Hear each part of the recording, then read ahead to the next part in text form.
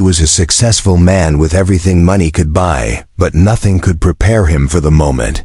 He looked across a crowded gala and saw his ex-wife holding a baby. She whispered 2 words that changed everything. He's yours, a forgotten past.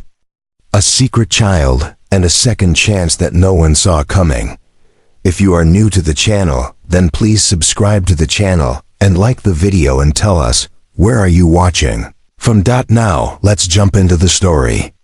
Julian Ward stood in the center of the grand hall, dressed in a sleek navy suit with a polished smile, ready for cameras and conversations. It was the annual Children's Literacy Gala, an event filled with donors, politicians, and socialites. People sipped champagne while soft piano music played in the background. Julian was a partner at a prestigious law firm and a regular at events like these. He shook hands, made small talk, and posed for pictures, but none of it really mattered to him anymore. He was simply going through the motions. Ever since his divorce 2 years ago, his life had turned into a quiet routine of work and silence. Just as he reached for another glass of water, he heard a voice that made him freeze. Completely. Julian Hay turned around slowly, his heart thudding in his chest. He knew that voice. It was gentle but firm, familiar, yet unexpected. Standing only a few steps away was Marla Dean, his ex-wife. She looked different, thinner, paler, her hair tied in a loose bun and dark circles under her eyes, but it was her, the same Marla he had once imagined raising a family with in her arms. She held a baby wrapped in a blue blanket. Julian's voice caught in his throat. Marla said barely above a whisper, stared at her as if she were a ghost. The people around them continued chatting, unaware of the moment that had just shattered Julian's world. We need to talk, said her eyes steady and calm. What are you doing here? Julian asked, more confused than angry. His eyes shifted to the baby in her arms. A cold feeling crept up his spine. Whose child is that? Marla did not look away. He's yours. Words landed like a brick to the chest. Julian took a step back, bumping into a waiter who walked past with a tray of eau de vrest. That not possible, said under his breath. Doctor said we couldn't have children. We're wrong, Marla replied. His name is Oliver's 4 months old. Julian quickly did the math. 4 months ago, she would have been pregnant during their divorce, during all those painful arguments and sleepless nights. Why didn't you tell me? He asked, his voice sharp with disbelief. You changed your number. You moved. Your office said you no longer worked there, and when I called, your sisters told me not to contact you again. A man with a camera stepped forward, trying to snap a photo of the baby, but Julian waved him off. Quickly. At Haria muttered comb with Mehdi walked out of the glowing hall and into the cold evening air, the noise of the gala fading behind them. They crossed the street to a small quiet park where the only sound was the distant hum of traffic and the soft cooing of the baby air.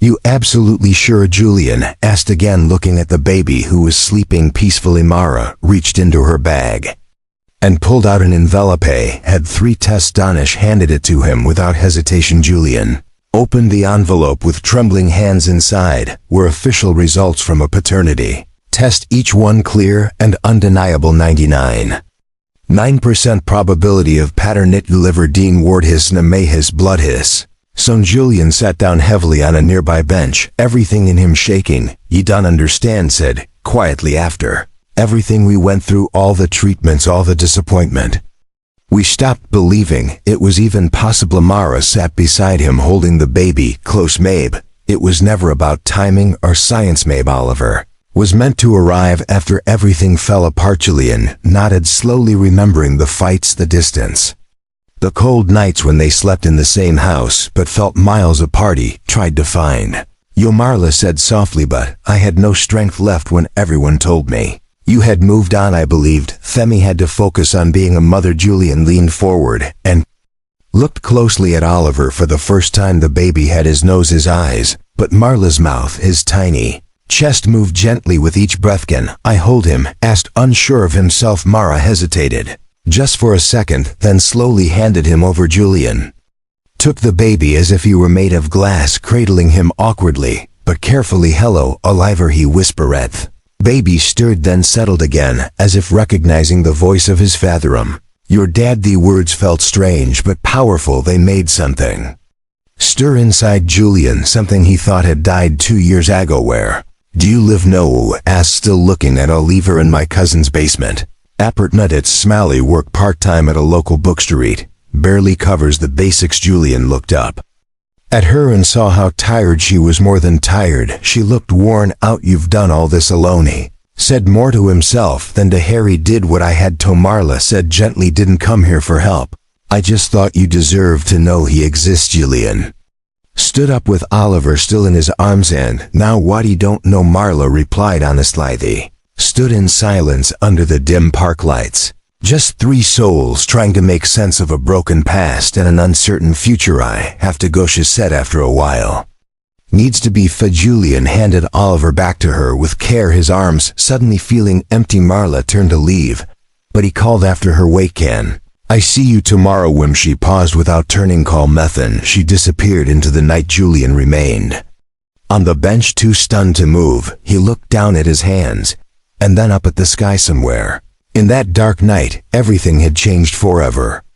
Julian stood outside the small bookstore on Elm Street, holding a bouquet of sunflowers in one hand and a paper bag with baby formula in the other. He felt nervous, like a schoolboy about to ask someone out for the first time. Inside he could see Marla behind the counter, wearing a gray sweater, her hair tied back in a messy bun. She looked tired, her shoulders slouched, and her eyes dull with lack of sleep. When she noticed him through the glass, her expression froze for a second, then softened. She came to the door, opened it, and stepped outside holding Oliver in a soft carrier across her chest. "You didn't have to come," Ash said quietly. "Wanted to," Julian replied, then hesitate. "These are for you," handed her the flowers and the bag. Marla smiled faintly. "Sunflowery," remembered, "Of course, he said you used to say they looked like little suns cheering up gloomy days." They stood in silence for a moment until Marla broke. "I'd have a short break. Want to walk to the bakery across the street?" He used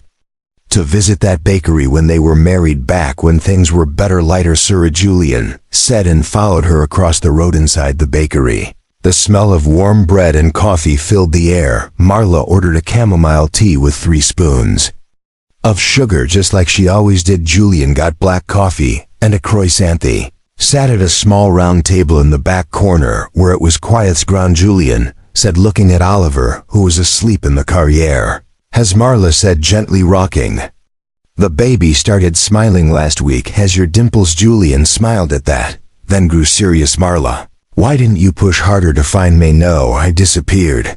But you could have written to me, sent something." Marla stirred her tea slowly. "Treaty went to your office, but your secretary said you Resignetti called your sister. She said you were happy now and didn't want anything to do with May. Didn't believe it at first, but after the 3rd time, she hung up. I got the message." Julian clenched his jaw. "She never told May." "Never knew." He was angry, Marla said, not looking up. "But mostly, I was heartbroken. I didn't have the strength to chase you anymore. Then I had to think of the baby. Thought maybe it was better this way." Julian looked down at the table. "I'm sorry hurt you, and I disappeared because I thought that was the only way to move on. He changed everything in my life so I wouldn't remember, but that didn't stop the memories." Mara took a sip of her tea. "Never wanted to raise a child alone, but when I realized I was pregnant, I felt hope for the first time in months. He thought maybe we'd get a second chance, and when I couldn't find you, I decided I'd give Oliver the best I could by myself." Teacup shook slightly in her hand. "It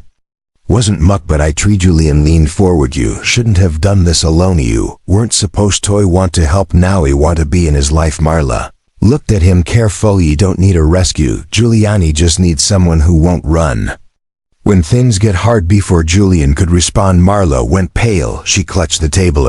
"You okay?" Hastel Armedi. "Think I just need to sit down." She whispered. "You are sitting," Yi said, standing up quickly. Her eyes fluttered closed for a moment, and then her body slumped forward. Marahe caught her before she fell to the floor. The baby let out a soft cry from the movement, but stayed in the carrier against her chest. "Simeon, call an ambulance," Julian shouted as staff and customers rushed over. Minutes later, he was in the back of the ambulance holding Oliver while paramedics checked Marla's pulse and blood pressure. She was still unconscious. "Here, are you family of them?" asked Julian hesitating. "Her ex-husband and the father of the baby." The nodded and let him ride along it. The hospital nurses took Marla in for testing. Julian was left sitting in the waiting area, holding Oliver, who had now started crying in full force. He bounced him gentlish. It's okay, little guy, but the baby only cried harder." A nurse passed by, and noticed said first times asked kindly first hour, Sato. "You have a bottle, I think," so opened Marla's bag and found one. Nurse showed him how to mix the formula, how to test the temperature, and how to feed him gently. Oliver finally quieted down, drinking peacefully. Julian sighed in relief. "Think Yahoo said you are doing fine, Dad." The nurse smiled. Word Dad rang in his ears, unfamiliar, but right. Hours passed. Julian waited, holding Oliver, feeding him and changing him with help from a kind orderly. Finally, a doctor approached him. She had low iron levels and exhaustion. She fainted from stress and fatigue. She'll be okay. She needs rest and proper nutrition. Can I see her? She's sleeping. No better wait until morning. Julian nodded, stayed all night in a hard chair with Oliver asleep on his chest. He watched his son's tiny fingers twitch and sleep, whispered softly, "I'll figure this out, kitty. I'm not going anywhere." Julian woke up in the hospital chair with a crick in his neck and Oliver softly breathing against his chest. It was still dark outside and the halls were quiet. He looked down at the baby, his tiny mouth open in sleep, one small hand resting on Julian's shirt. Could not believe how much had changed in just a few days. He had walked into that charity event thinking about business and reputation. Now he was sitting in a hospital waiting room holding the son he never knew existed. A nurse passed by and gave him a soft smile. She had seen him struggle through the night mixing formula, changing diapers, and gently rocking Oliver back and forth every time he cried. "You are getting the hang of it," whispered kindly. Julian gave a small smile. "Think he already knows more than I'd have." Nurse chuckled and moved on. Later that morning, Julian was finally allowed to visit Marla. She was awake, lying in bed with tubes in her arm and her hair messy around her face. She looked tired, but alert. "You look awful," said with a crooked smile. "So do you," Julian replied, pulling the chair closer and placing Oliver in her arms. Marla kissed the baby's forehead and let out a breath. "Thank you for staying. You do not need to thank me. He say he's my son too." She looked at him quietly as if trying to figure out if she could believe that, if she could trust the man who had once walked away from their shared dreams. "Doctor said you need to rest," Julian added. "You should not worry about anything. You will take care of him while you get better." Marla's eyebrows rose. "You yes, may he said he learned how to make a bottle last night.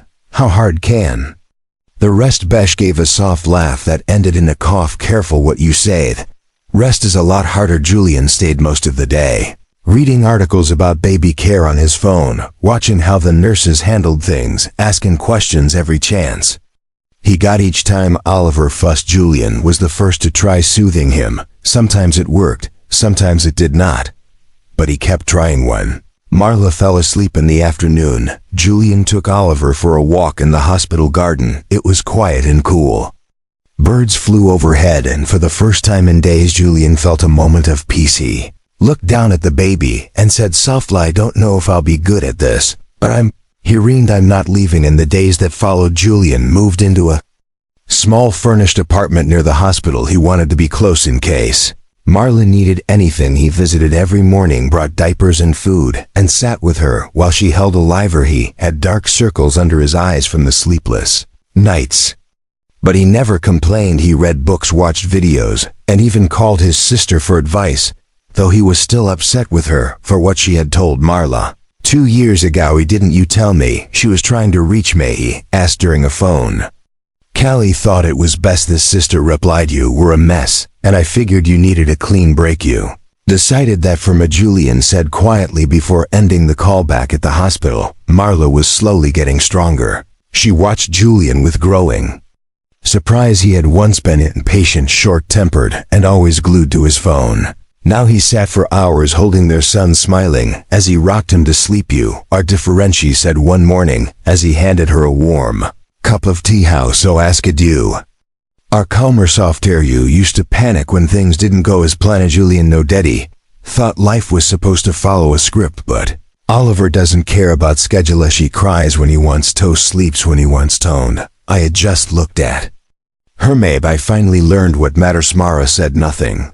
But inside she felt a small shift, something that had been locked away for a long time, beginning to move when she was finally discharged from the hospital. Julian was there to help her into the car. He had already installed the baby seat and stocked the apartment with everything they would need for a few days. "You don't have to do this," said as they pulled into the driveway. "You already have your life. I have a new one." "No," we replied.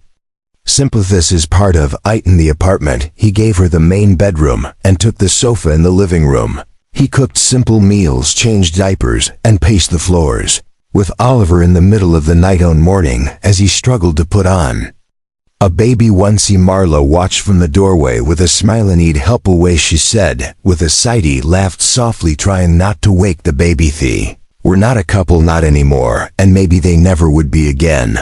But they were learning to share the space, the responsibility, and the quiet joy that came with watching their son grow. We're learning to hold on to the past, but to the presento, what was still possible. Rain tapped gently on the windows of the small apartment. The sky outside was gray, but the room was warm. Julian stood in the kitchen, preparing a bottle of formula with one hand and holding Oliver in the other. He had gotten good at multitasking. Even when sleep was a distant memory, Marla was resting in the bedroom. The doctor had said she needed at least another week of full recovery, but she was stronger. Every day Julian had taken time off from work and set up his laptop on the kitchen counter. He worked between diaper changes and baby naps. She had not planned any of this, but somehow it felt right. Every time he looked at Oliver, he felt something settle in his chest. Something steady, something real. One evening, Marla joined him in the kitchen. She walked slowly, still a bit weak, but smiling. She poured herself a cup of tea and sat at the table while Julian rocked Oliver in his arms. "You two are becoming a team," she said. "Julian, smell it. Think he trusts me?" "No." Marla nodded, watching them for a long moment. "He used to imagine moments like this back when things were still good and two," said softly. "But I never imagined it would come like this, broken, but still whole." Marla looked down into her teto. "You ever think about how we indebted the times were 80? Think about how much I blamed you, and really I was angry at life, angry at myself. Both said things we didn't mean." Marla whispered things that cannot be taken back. Julian placed Oliver in his crib and sat across from Harry. "Cannot undo the past, but I want to be better from this moment forward. Not just for Oliver, but for you too." Marla looked at him carefully. "Don't know if we can go back. Don't think we should say what we had before. Didn't work, but maybe we can build something new. Something better, not perfect, but honest." There was silence between them, only the soft sound of rain filling the space. Later that night, Marla woke and noticed the crib was empty. She walked quietly down the hall and found Julian in living room holding Oliver and speaking softly. "You know, your mom is the strongest person I know," said to the baby. "She raised you by herself when I didn't even know you existed, and she still had the kindness to let me back into your life." Marla stood quietly in the doorway, listening. Your dad was selfish before, thought love meant having control, but now he knows better. Love means being there. Love means showing up. Marla felt her throat tighten. She had not expected to hear this side of Julian. She had not expected to feel anything at all, but here she was feeling everything. The baby yawned and nestled deeper into his father's arms. Julian looked down at him. "I don't know if your mom will ever love me again, and that's okay because I love her enough to wait. Oh, prove I can be the man she and you deserve." Amara stepped into the room, then her voice gently, "Oh, talk a lot when you think no one is listening." Julian turned, startled but not embarrassed. "He didn't see you there." Marla walked over and sat next to him. "Was all of that true? Very word he said." She looked at Oliver. "Seems to like you a lot." "He like him to," Julian said with a small laugh. "Is the best thing that ever happened to me." They sat in silence again, listening to the rain. Marla finally spoke. "I'm scared of trusting you, scared of getting hurt again. So Emma said, but maybe we can be scared together and still move forward." She nodded slowly. "Don't want promises, just want honesty always."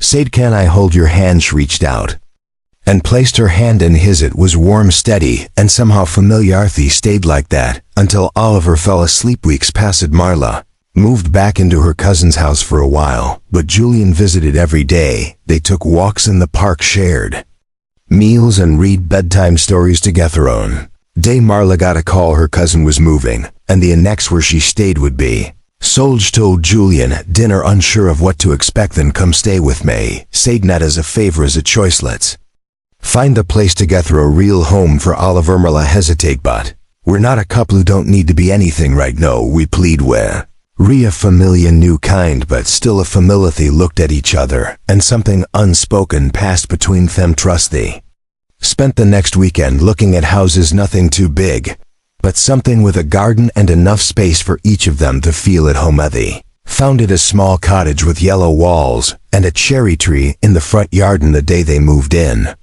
it rained, soft steady rain that covered everything in a fresh scent. As they unpacked boxes, Julian stood at the window holding Oliver and watching the drops slide down the glass. The rain washes away what wasn't, makes room for what can be, whispered Mara. Stood beside him and leaned her head on his shoulder. Mabe, the rain knows everything, she said. Julian smiled. Mabe, it does. They stood like that as the rain fell and their new life began, one moment at a time.